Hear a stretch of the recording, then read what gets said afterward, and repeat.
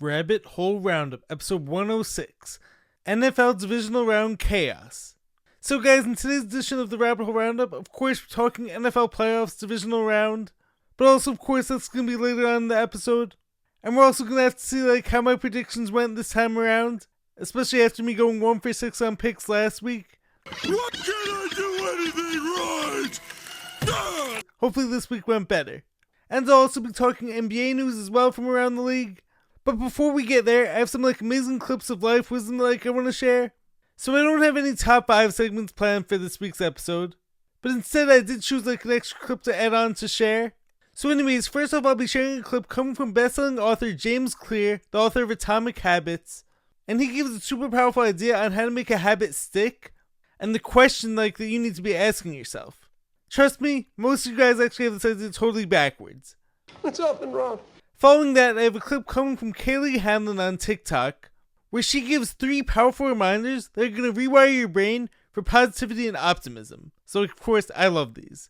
Then I share some Instagram posts having to do with getting better with age and improving your athleticism over time. What was I thinking? I ain't old. And this is actually going to flip your whole thought process on how to get better over time.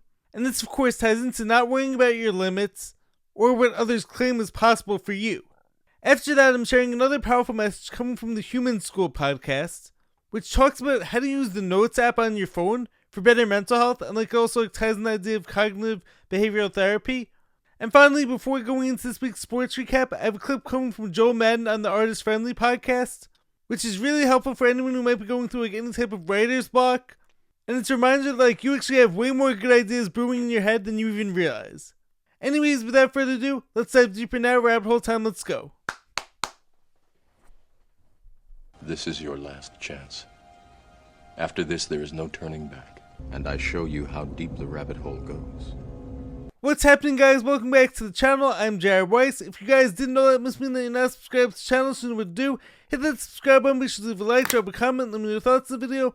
Follow me on every platform, and if you guys have done so already, make sure to check out my book, Fight Through It by Jared Weiss. All links to purchase it on my website, which is jaredryanweiss.com. That's JaredRyanWeiss.com. Buy the book, support me, and make sure to check out all awesome shirts in there as well. Every shirt has been designed by me, every shirt is made of 100% organic cotton, so any support at all, as I'm always saying, will be very much appreciated. So let's dive deeper into this rabbit hole now. So now first up, I have a clip coming from best-selling author James Clear, author of the book Atomic Habits. So he recently went on Mel Robbins' podcast, and he spoke about one of the best ways to add in a new positive habit, and the key is actually to make them more fun. So let's watch together now.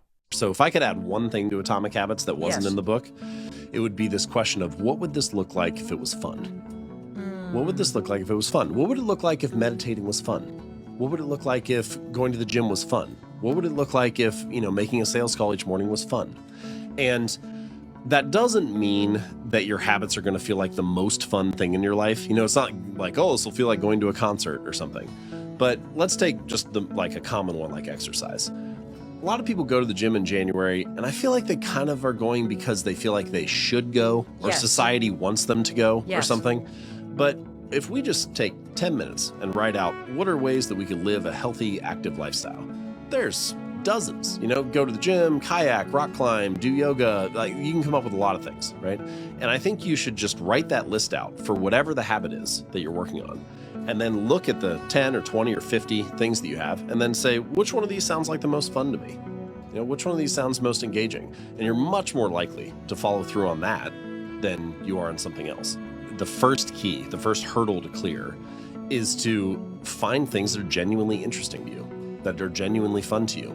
The person who felt like it was a hassle at the start, or it kind of feels like it's a chore and they're sort of making themselves do it, as soon as it gets hard, they're going to stop. They didn't want to do it to begin with. But the person who is having fun, the person who's engaged and interested, the person who's curious and excited about it, they're way more likely to stick with it when it gets hard. So this was actually a phenomenal overall episode, and I would highly recommend checking it out for any of you who haven't. So I love this question. How would it look if it was more fun? What is fun? This also deeply contrasts with my old viewpoint when I was back in high school thinking everything good had to be painful and super hard, and if you were more miserable, you were actually doing something right because you're being tough and you're pushing through the pain. I recently filmed a video that's going to be coming out in a few weeks on the Jared and James channel, having to do with the movie Whiplash and like this lie that the price of greatness has to be pain. There are no two words in the English language more harmful than good job. That's a lie that I believe gets pushed in our culture over and over again. I mean, of course, we all see the whole Mamba mentality, Kobe Bryant training 6 hours a day. And look, I love his mindset, like, and he's one of my favorite all-time athletes. But so many of us are forgetting that, like, first off, that's the only thing that, like, he was doing during the day. And he has, like, a whole training staff helping him to recover. And furthermore, like, I hate to say it, but his body broke down towards the end of his career. All these injuries started to pile up because of all the extra stress, like, he was putting his body through.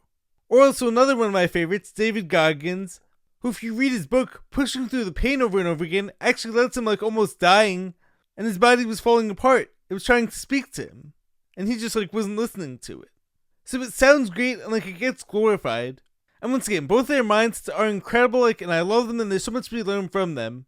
But going to war against your body and, like, making the habit a miserable experience is only going to lead to an early downfall, or you're going to quit and crumble. Now, on the other side, this idea of making things fun might get, like, mistaken for being soft. Oh, you can't handle what it takes to be great at this thing.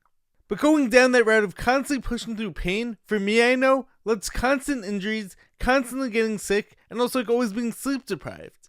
Now, in recent years, while making my training smarter, less stressed, and actually more fun, I've gotten way better results. Now, is every single minute of training or working on your craft always going to be the most fun? And is it always going to be easy? No, most definitely not. Being great at something is going to require sacrifice, it's going to require going through failure, it will require you being tested, and all that, like, is all part of the process. But as James Clear just said, if you find ways to make your process more fun, you're more likely to stick with it, and you're going to make more consistent improvements over time. So having more fun on your goals isn't actually soft, it's actually helping your nervous system to make more positive adaptations over time, versus shutting down and screaming in pain. It's always going to be about finding that balance in the sweet spot between challenging enough to the point where your body's going to adapt, but also not too challenging where it becomes like a miserable experience and like you hate doing it. Now next up, we have a clip coming from Kayley Hanlen, which talks about 3 ways to heal yourself in this new year. 3 things that have been helping me on my healing journey. We're going to notice when we start picking ourselves apart in the mirror and not do that anymore. As soon as you pick yourself apart, you have to say 3 things that you like about yourself after you have noticed an insecurity. 2, I can be a masterpiece and a work in progress. So when you are struggling or you are trying to do a little bit better each day, do it with the mindset that you are already whole. All this effort that you're putting into yourself is just that. It's extra effort. You are already complete. Emotions are a state of being, not who I am. You are not a sad person. You are not a miserable person. Little ways I have found joy in everyday life is to notice the beautiful things around you by waking up and saying that today is going to be an amazing day and here's why. Today it's 50 degrees out and it's actually beautiful weather, and this might be something that I overlooked, but because I'm actively trying to seek out joy in my life, I'm very, very happy that it's nice out. And my tan is looking pretty nice. Keeping that childlike awe and wonder truly revitalizes your will to live. Hold on to it. It is the pearl of that spark that is you. Love you guys, bye. So let's recap these powerful reminders. When you pick yourself apart and you notice this, say 3 things that are like really positive about yourself. I love this. So like as a lifelong perfectionist and like someone who at times could be like my own harshest critic, I now also understand the importance of self-love and self-care, and I try to catch myself whenever I get into like one of these funks, and I remind myself of like what I love about myself, and all that like I'm overcoming and achieving, even if it's not like noticeable to someone else. You're amazing, just to take it in for a minute. So I love that. Really great for rewiring the brain for positivity, and for a more positive, optimistic outlook on yourself and your life. 2, you can be a masterpiece and a work in progress at the same time. Now I love this one as well. Once again, as a perfectionist and like someone who sets massive goals for myself, I can be like, oh, look at how far I still have to go. Why am I not there yet? Am I ever going to get there? Are we there yet? We get there when we get there. But then in spite of seeing how far I still have to go, I can and should then flip it and be like, look at all the incredible things I've already achieved, and then way further along and doing things like that me from 2 years ago would have been shocked and like would have been super proud of. It's okay to love yourself as you are, while you're still setting like bigger and bigger goals. And I'm someone like firmly believes that like the path to self-improvement, whether it's weight loss or job related or anything, starts with loving yourself and appreciating yourself as you are right now. And now the third reminder, I love like her whole, today's gonna be an amazing day and here's why. I'm ready! You're actively training your mind to see the positive, and you're setting the intention on gratitude. If on the other side you go into your day thinking, today's gonna suck, I have to go to work, I have to go to school, I hate my job, nobody likes me, etc., etc., what do you think you're gonna experience during that day? Or if you watch the news and like follow all these divisive accounts on social media, what are you gonna think? The world is horrible, everyone hates each other, there's war here, people are dying here, there's no point in even doing anything today. That's what you're seeing because it's where your focus is.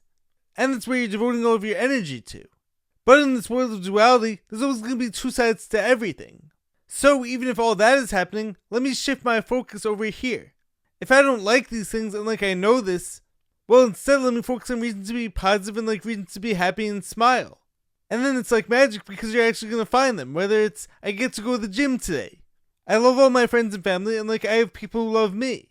I get to work on something really special. Or it can even be something as simple as like, I love this piece of fruit that like I'm about to eat. I get to watch my favorite TV show later. I get to listen to Jared Weiss's podcast, etc., etc. That's probably the best one. There will always be reasons to be happy and like reasons to be upset, but it all comes down to where are you choosing to focus your attention. So thank you so very much for those reminders, Kayley. Very powerful and like I love them. Next up, I want to share a post coming from one of my favorite sports trainers on Instagram, PJF Performance, aka Paul Fabritz. But I also want to add on like super powerful piece after this, onto this idea of like improving with age and like getting better over time. So the post reads, I've worked with several pro dunkers who were barely dunking in high school. For a lot of athletes, your balance won't peak until your early to mid 20s. High school kids who can't dunk often assume their genetics are bad. In reality, your grown man strength probably still hasn't kicked in.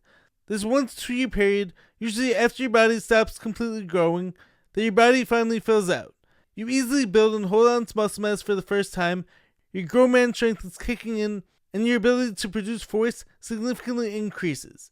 Yes, some kids have a beard at age 13 and their grown man strength will fully kick in by sophomore year of high school, but it's pretty common that late bloomers will graduate high school in their kid body. They might be springy or have a powerful nervous system, but the hardware isn't fully developed. Next, when the grown man strength kicks in, the cards are reshuffled. The gap between the 5-star prospect who matured early and the unranked kid who couldn't hang physically begins to narrow. This is why late bloomers often benefit so much from a preppier or a JUCO route. Next up, but even if you aren't trying to play a sport in college, don't give up on your athleticism too early. You can get stupid athletic in your 20s with the right training.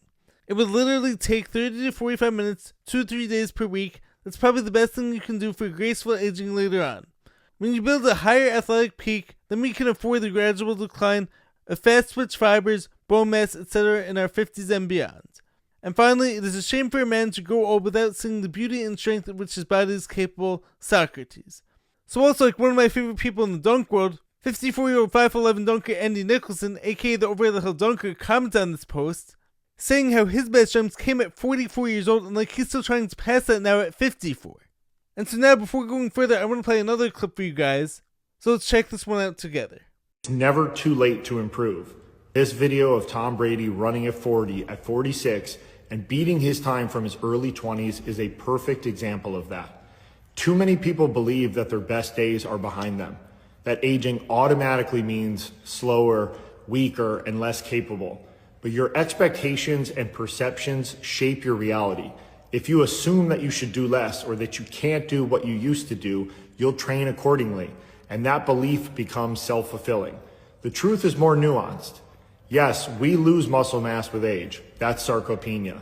And power declines even faster than strength, maybe 2 times. But those changes aren't automatic. They're heavily influenced by how you train or don't train. I've shared athletes who ran their fastest times near 40, and now we know that the brain remains plastic throughout life, and the body does too. As we get older, we also gain experience, awareness, and better decision making, so there's no reason to go down without a fight. With the right combination of strength, speed, and power training, you can keep expressing athletic qualities far longer than most people think.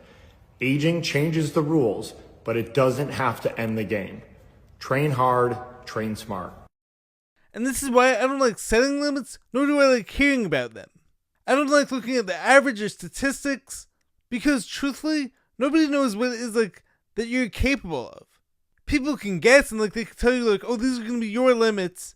But if you believe like you could break through them, then you can, so go do that. This idea like that if you're over 30 or over 40, your athleticism is automatically gonna decline.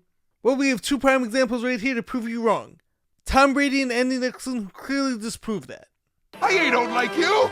I was told in high school that like my genetics weren't good enough for me to jump high. But you know what? My vertical jump has gone up by 15 inches since high school, and it's definitely going to keep on going and getting even better. Oh yeah, like, and I've done that while healing from a life-threatening illness. As cliche as it sounds, he who thinks he can and he who thinks he can't are both usually right. And this also like ties in the whole Roger Bannister example, which is of course one of my favorites and like one of my most used examples, but like I'll say it again. There was this long-held belief that like breaking the 4-minute mile was impossible. And everyone out there, including scientists, said like it couldn't be done by the human body. But what happened? Roger Bannister broke it, and since then, countless other athletes have broken it also. Sometimes it just takes one person to break through and show others what's possible for them. And I can't stand it when people try to tell you things like, oh, you can't do that because of your age, or your skin color, or your genetics, or like whatever the case may be. What I say though is find them for yourself. Test your own limits. Don't take anyone else's word as fact, because you haven't come into this world yet. So those stats might be true for everyone else, but they don't have to be true for you too. Next, I want to share a clip coming from the Human School podcast that talks about like how to use your notes app on your phone to guide your mental health to a better place. Let's watch together. I have this little trick that I do. Basically, the 4 categories in your notes app would be thought, feeling, impulse, truth. So what I'll do is if I'm freaking out about something, I will just write down, I can't believe I said that. Why am I such an idiot? They're going to hate me, blah, blah, blah, blah, blah.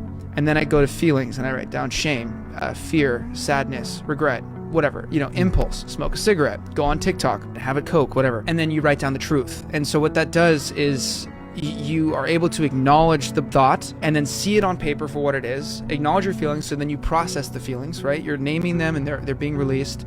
And then you're keeping track of what that's leading you to do and stopping yourself in the tracks. And then you affirm the truth, which is like, I love them no matter what, or there's still time to make this right, or whatever that is. You don't have to gaslight yourself. You don't have to like write down things and just hope that they're true. You have to actually acknowledge, like, what do I know to be true about this thing? Once you do that enough times, you start to recognize a pattern. I start thinking this thought, that leads to shame, that leads to smoking. Okay, so now that you see that, then when it comes up again, you're like, oh, there's that thought again. I've done the work, and then you're able to automatically adjust it back to the truth that you reaffirmed. So that to me is one of the most important tools I've ever learned in my life, and it has radically changed and stopped a lot of my anxiety. So this is actually a perfect example of cognitive behavioral therapy, which is like super powerful tool for mental health. And the reason that like I know about this is because for me, shortly after getting out of the hospital after the whole acute phase of my life-threatening illness back in 2014, I went through some severe PTSD, where any time I felt like any symptoms, I immediately went to like worst case scenario and like thought like I was gonna die or like I was gonna end up back in the hospital. I'm dying. And this of course led to like some severe panic attacks. And so I had like this one therapist who really helped me get through this with the ideas of CBT. Now the main premise that like this guy addresses is of course analyzing your thoughts and seeing them for what they are, especially because like sometimes your thoughts can be like illogical. It's like for instance if someone is rude to you, you then think everyone hates you. But you can look at that thought for what it is and be like, does everyone hate you? Or is it like one person just like having a really rough day? Or if it's health related, like how it was for me, let's say one day like I woke up and my arm was a bit sore. So I then rushed to, oh, I must be having a heart attack. Well, maybe is my arm actually sore because like I worked out yesterday? Probably like, and that's probably a lot more likely. And the main key with cognitive behavioral therapy is your actions. So acknowledging that like the thoughts are there, thanking your mind for bringing this to your attention, but then making sure like that the action that you take is in alignment with the goals for yourself and like the person you want to become. So very well said, Joshua, like, and I think this can be used in a variety of different situations and can be a huge key for helping anyone's mental health. Now next up, I have a clip coming from Joel Madden on the Artist Friendly podcast where he talks about like how if you have one good idea, chances are like there's going to be a lot more in there and you just like have to trust that. So let's listen together. I also tell guys in bands and artists, not just guys, I mean people in bands, and artists that it's very likely this isn't your only good idea. Yeah. You're a creative I like person. doing different things. So I wouldn't put it past you. No, that's been my dream. And if I can make one movie, even if nobody gives a shit, like I just want to make something and see it from beginning to end. Yeah, that's cool. And like, yeah. And I don't know. And maybe if Jim Jarmusch saw it and was like, hey, that's not bad, kid, that'd be awesome. So this is like a really great reminder, especially as like a creator, whether it's as a content creator, a musician, an artist, etc. If you can do it once and like if you have one good idea, chances are like there's a lot more in there. So for me, personal example, there are plenty of times where like I'll get a bunch of great ideas for videos and then suddenly I experience writer's block. And it becomes like, what if I'm all out of ideas? Am I now gonna have to like go in a totally different direction like and try something new? I don't want to repeat the same videos over and over again. How am I possibly going to do this for another X amount of years? How is that going to be possible if I'm running out of ideas right now? But then I take a deep breath, I calm down, and it's like out of nowhere. And it's like always at the most random of times, I get hit with like 5 new ideas, new inspiration out of nowhere. And I write them all down like in my notes app on my phone. And then I actually become overwhelmed with ideas. So often it's actually the whole all or nothing type of principle, where I'm either out of ideas or I get like a massive influx out of nowhere. And this is also like another reminder that inspiration for us creatives can come from anywhere. It can be from personal experience, whether with like family and friends, or with like relationships. It could come from movies, songs, pop culture, etc. It's all out there. So if you ever think like you're hitting writer's block, it happens. But there are billions and billions of chances like to be inspired every day.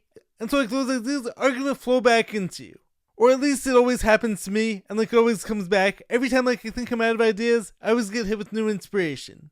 So I love this reminder like that if you've had one good idea, there has to be more in there.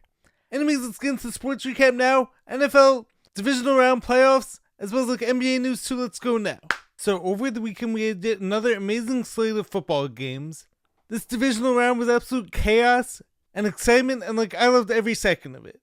Now I know also like last night we also had the college football finals, and I thought about covering it, but like since I haven't really covered it like all season that much, I thought like it wouldn't really make too much sense like to start covering it now.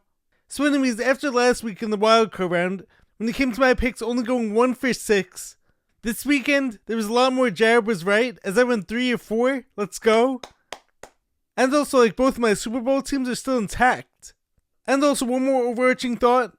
The weather in 3 out of 4 of these games was crazy and like definitely affected the whole quarterback play going on. But anyways, let's dive deeper into the specifics from these games. So first up we had the Broncos beat the Bills in overtime 33-30.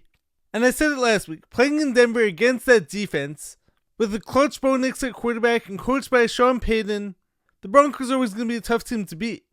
I also said like you can't ever count out the Bills when they have Josh Allen aka Superman at quarterback. However, I will say, and like this isn't me caping out for all of Josh Allen's mistakes in that game, but when you expect and need someone to be Superman in every game, it becomes super hard like to overcome their mistakes when they have them. And of course, in this whole social media age, there's always gonna be like the rush to be like, oh, this guy sucks, get rid of him, it's time for a conversation. But my thoughts are like Josh Allen is incredible. He's an amazing player and like an incredibly likable one too. Was this his cleanest game ever? No, he threw 2 picks and he also had 2 fumbles. Or 1.5 picks, like depending on how you saw that play. And of course, like his lost fumble at the end of the first half was definitely careless and like that was definitely not a good play on his part. And yes, he also missed a key throw to his tight ends at the end of regulation, which could have won them the game. But let's not forget, he still threw 3 touchdown passes, put up 30 points, and basically gave like his team a chance to win at the end.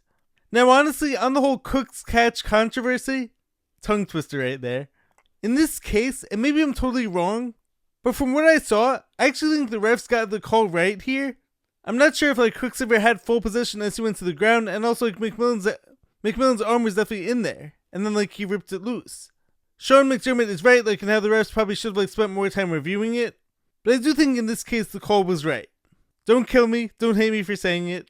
And if that ball isn't picked, of course we're having a totally different conversation right now, especially when it comes to Josh Allen. Now on the other side, Bo Nix, like I said, might be like the best 4th quarter quarterback in the NFL right now. And when the game is on the line, he turns it up. That touchdown pass like they threw to Mims in the back of the end zone was a thing of beauty. But I still have no clue how or when he broke his ankle. I didn't see it, but like his adrenaline must have powered him through like the rest of that game, and through the interview too. The Broncos defense also made some huge plays just like they have all season. But now they're gonna have to face the Patriots, who yes, I give them credit, but they may have had the easiest path to the Super Bowl in recent history. The Patriots I'm talking about. So anyways, let's skip ahead to that game. This was a straight up ugly game. Patriots and Texans teams on offense combined for 8 total turnovers. And while this game did in fact happen to be Jared's one wrong pick from the weekend, where I was right was I said that CJ Stroud was going to be the Texans' limiting factor. Because of course we know the Texans defense is legit. That team is for real on defense. Danielle Hunter, Will Anderson, Al-Shaair, they're all going to show up and they're all going to ball out. Now since I'm not the type of guy who likes to tear people down, I'll start with the one good thing that CJ Stroud did in this game. He did make a great touchdown pass against the blitz, but just as I predicted going into this game, the Patriots were going to dial up blitzes and pressure schemes to force Stroud into turnovers, and boy did they ever. He threw 4 interceptions in the first half, and just looked pretty lost out there. Now he didn't have his top receiver Nico Collins, and also Dalton Schultz went down with an injury early in this game too. But some of these throws that he made, you used to wonder if he was taking money under the table. I'm only half joking of course, but an ugly game from their offense. And this was honestly a winnable game, I thought. You take away 2 of the Texans' turnovers, and the Texans could have won that game. Because once again, for the second straight week, the Patriots' offense didn't really impress me much either. Drake May honestly should have lost 4 fumbles in that game. He only ended up losing 2 because his offensive lineman recovered them. But he did lose 2. He threw a pick. But of course, still threw 3 touchdown passes. And on 2 of those, his receivers Booty and Diggs made some ridiculous catches. But for the Pats defense to do what they did to Herbert last week and Stroud this week, and next up that team gets to face Jarrett Stidham, am I crazy for thinking the easy schedule continues and this might just be an easy road to the Super Bowl? Now if I'm predicting this week's game, this could be stupid on my part and maybe it's just my foolish pride getting in the way, but since after playoff round 1 I was 1 of 6 on my picks, and yet both my Super Bowl teams are still in it as of right now, I say why back out now? Once again, I'll say it again, don't bet based on my picks, but I say the Broncos pull off the stunner at home with their backup QB against the Patriots. Maybe a stupid pick, especially considering how incredible that Pats defense has been, and because all Drake May has to do is outplay a backup quarterback to get to the Super Bowl. But I'm sticking with the Broncos, very loosely of course. I wouldn't be surprised if the Patriots do win this game, but I'm going to say the Broncos defense puts together an absolutely incredible performance and they find a way to win that game. Anyways, now for the NFC side of things, where Jared was right, he's right in both games in this case. So first up, the 49ers were one of the best stories in the NFL from this season. I mean, for that team to lose Bosa, Warner, Ayuk, Pearsall for a bunch of games, Purdy for a bunch of games, Kittle for a bunch of games, and for that team to make it all the way to the divisional round, and to almost get the 1 seed. Hats off to Kyle Shanahan and Robert Saleh, who coached an incredible season. However, I think this game was just a case of running into a more complete, possibly even the most complete team in all of football right now, the Seattle Seahawks, and just didn't have enough weapons or players left. McCaffrey was playing through an injury. Tonjes got hurt. I just think that team ran out of gas. And to start the game, Shaheed takes it back for a touchdown. All the life just got sucked right out of the Niners. Sam Darnold, while playing through an injury, did his thing. He played turnover-free football and threw a touchdown pass to JSN. But this game was mostly about the running backs and Kenneth Walker, who ran for 116 and 3 touchdowns. And the Seahawks just kept feeding them, and the 49ers just didn't have any answers. And of course, the Seahawks defense also forced Niners into 3 turnovers. So a hell of a season for that 49ers team. The Seahawks though were just healthier and more well-rounded overall. And now into our final game from Sunday night, which I think my heart just stopped beating from. Holy cow, what a game that was. Now I will say, I think the weather greatly affected this game. I think between that and also Stafford's finger injury was definitely affecting some of the balls that he was throwing, especially early on in this game. But anyways, the Rams were my Super Bowl pick, and they got the job done when they needed to. Now let's first backtrack a bit. I honestly didn't love the Rams play calling for so much of this game. The Bears defense, credit to Dennis Allen. He came in with a plan to pressure the heck out of Stafford and to blitz often. And so I actually tweeted this out before halftime. The Rams better start setting up some quicker throws and quicker completions, and they have to find a way to get Puka Nacua and Devontae Adams involved in this game. I also didn't understand why Blake Corum disappeared from this game at one point. Now, of course, while I love Matthew Stafford and like he's my clear MVP, it wasn't his best game, but like, he did come through in the game-winning drive, and he was also like the only quarterback from this weekend who didn't have any turnovers. Or wait, did Darnold have any turnovers? I'm gonna have to recheck that one. Anyways, however, I do have to give a ton of credit to that Rams defense. The effort they gave with the D-line chasing Caleb Williams all day, and they also had 3 interceptions and stopping the run. The defense was phenomenal, outside one play, of course, which still baffles me. That game-tying fourth quarter touchdown pass from Caleb to Komet, what was the defender doing on that play? Either he got pushed, or we have to have like a talk and an investigation into his bank account, as I saw Mike Parsons tweet out. And this is what I hate. Now, I've said it before, I'm someone who questions everything and like I am a truth seeker, but I still love pro sports. At one point, like I was with the whole scripted narrative, but now I think it's just like rigged at times to help urge certain results to happen. But it's not like the players are all actors and like the whole game is just like following a giant script. I'm not sure like if I buy that. I don't think the whole thing is like all WWE, as some people out there do. But every so often you get one play, not the whole game, but one play that has me like shaking my head and wondering what happened there. Anyways, I still love watching and talking about pro sports, as I'm also a lifelong athlete too. Anyways, back to this game. So Caleb is such like an interesting case, because of course he plays the game so unorthodox. He misses like some of the easy throws, but then he also like makes the unbelievable plays and makes some of the best throws like we've ever seen.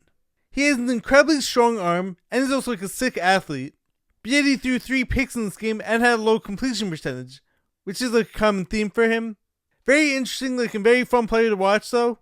Anyways, the team who I've been rooting for ever since my Packers lost, the Rams, advanced, and like they have a tall task ahead against the Seattle Seahawks. However, if there's one team right now like who I think has a shot at beating the Seahawks, I do think it's the Rams.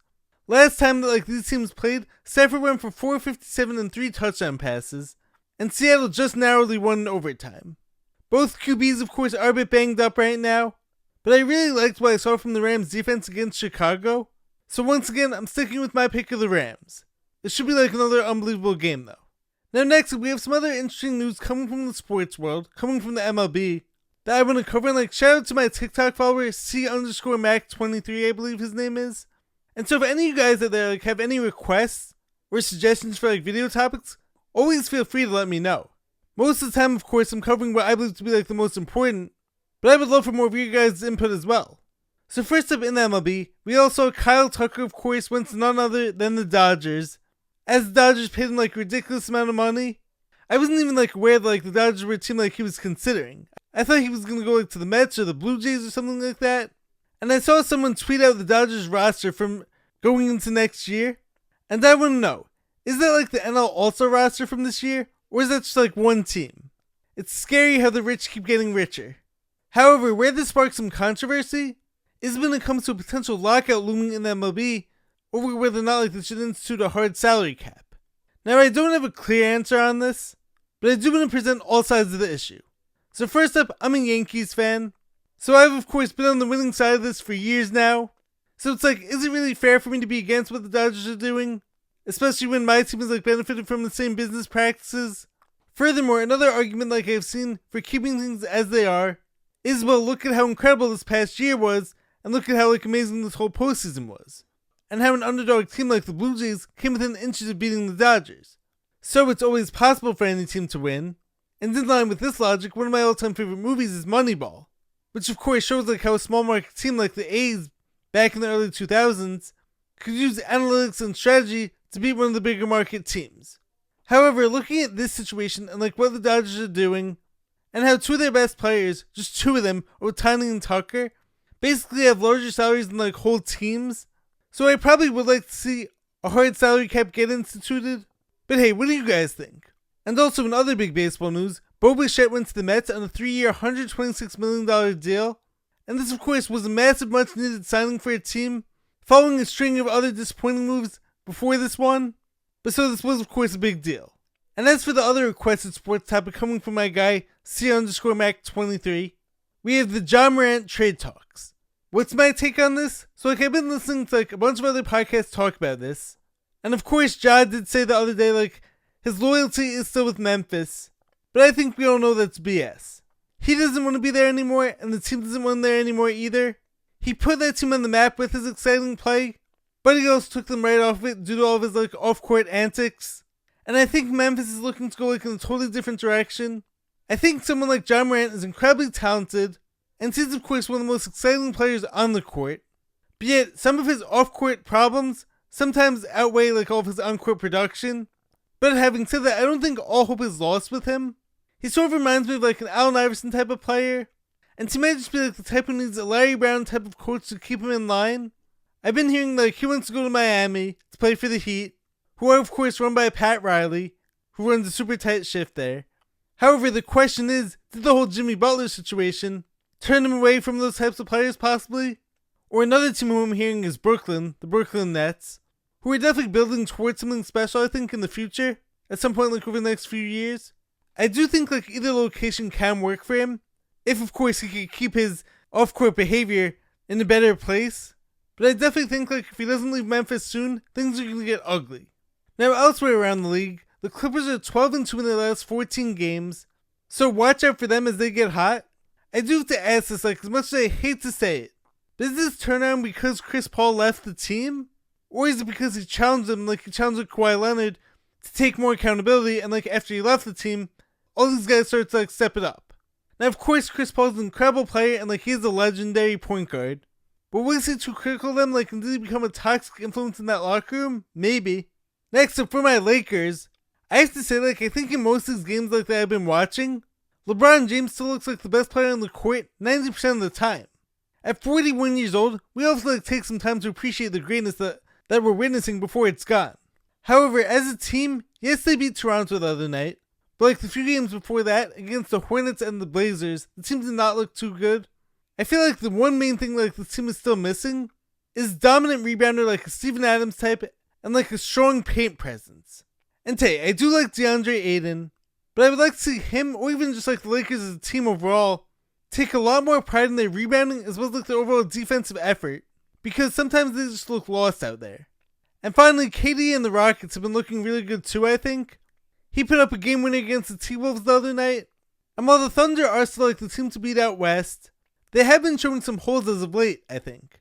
And Reed Shepherd has been stepping up for Houston, and I don't think we talk about KD's longevity enough. At one point in his career, it looks as if injuries were going to take him out early, but his scoring ability and his style of play is timeless and it's aging really well, I think. Anyways, that's your sports recap for the week. Let me know your thoughts down below. Let's get back to finish the video now.